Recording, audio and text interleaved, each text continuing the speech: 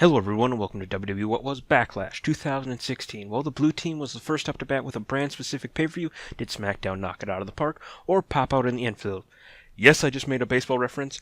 Why? Your guess is as good as mine. I just got done watching Backlash and I'm a little excited because of the ending, but we'll get there. I am dangerously near levels of, you'd say, hype.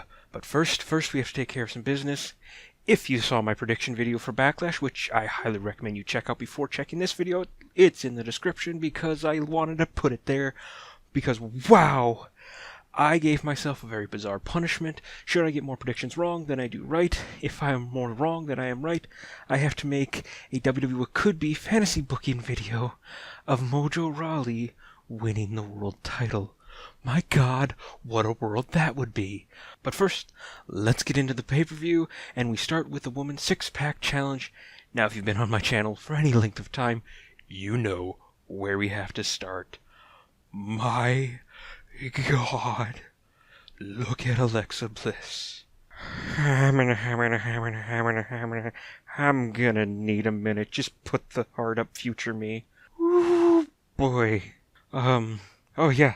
Wrestling happened. The six-pack challenge to crown an inaugural women's champion. If you know me, I don't like multi-man matches, and this kind of hit all the boxes I don't like. It broke down into a lot of smaller singles matches. This is why a tournament would fix this, or a gauntlet match. But this was a star-making performance for two women.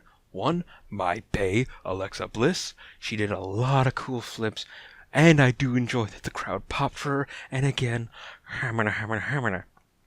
Also, Naomi, star-making performance, a lot of acrobatic stuff, the plancha out of the ring, and the blockbuster that did eliminate Alexa Bliss. But that's fine. I'll take it out a little creepo later. But a couple people didn't look so great, mostly Carmella and Nikki, but there was some storyline there, so give it a pass. However, Natalya kinda looked horrid, but we have to give credit to the inaugural women's champ, Becky Lynch. She does deserve it. It makes a lot of sense. Really excited to see what she does with the title, if she can be the kind of world champion where she elevates everyone she's in the ring with. Next up, we had the win-in match for the tag team tournament. The Usos taking on the Hype Bros, and my God, did no one care about this match. The utter apathy for the Hype Bros is sad.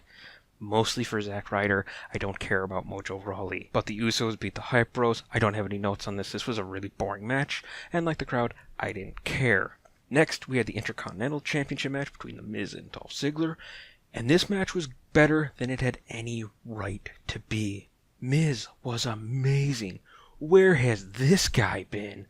Oh, this was so good. All the stuff he was doing to mock Daniel Bryan. They are building to something there. Daniel Bryan can't be let back in the ring, so curious there. Dolph, always great. And I did call the finish to the match. Maurice Shenanigans, Miz, skull-crushing finale. We all go home happy. Miz looks like a star. Dolph, not sure what he does. Next up, we had Bray Wyatt and Randy Orton. Kinda.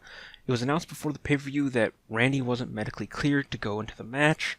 Apparently WWE was on a day-by-day decision with Randy, so little bit of a stickler there if they should have even been promoting this match. But in storyline terms, they had Bray injure Randy before the match even started. Bray coming out and just being a right evil man made them do the 10 count. So Bray won the match, and in terms of my predictions, that means a win. Yes! But then they had Bray fight Kane in a no-holds-bar match. And this is where I have some grievances. The match overall was hard-hitting, fine. But then we got to the finish. Randy comes out, RKO's Bray. Bray gets chokeslammed. Bray loses.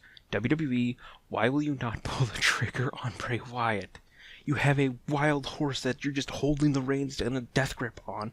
Just let Bray be Bray and watch how much of a star he becomes. But having him lose to Kane, who had come off beating up the Milkman and Fandango, and then having Randy kind of cut his nuts off with the RKO, it didn't make a lot of sense. I didn't like it. I want them to do more with Bray, obviously. Then in another finish I didn't agree with, we had the finale of the tag team tournament, the Usos versus Heath Slater and Rhino.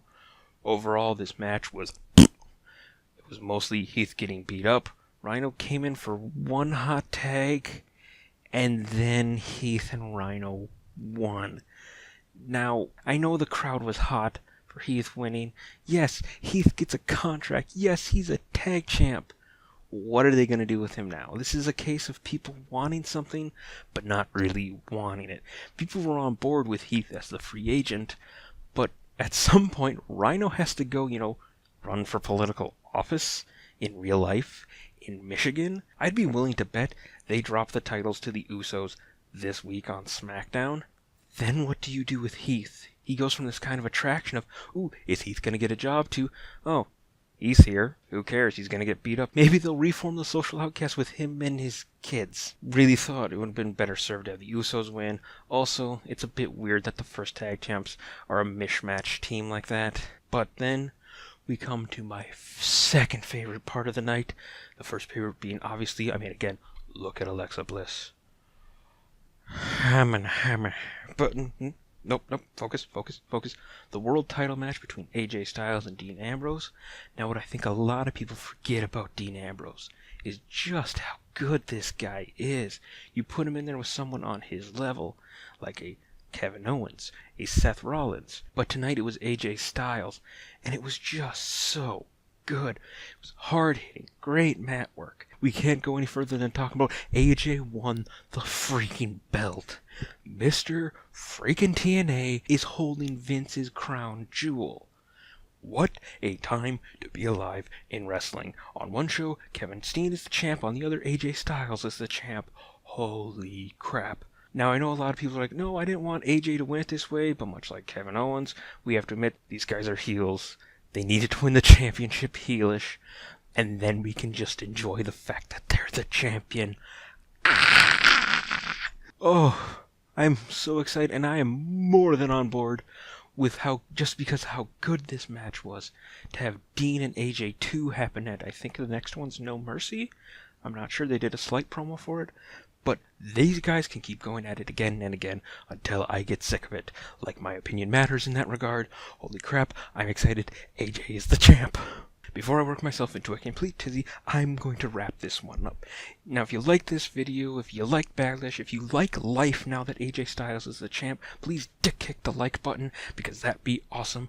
Also, subscribe because I am this excited 5 times a week. I also constantly gush about how good Alexa Bliss looks.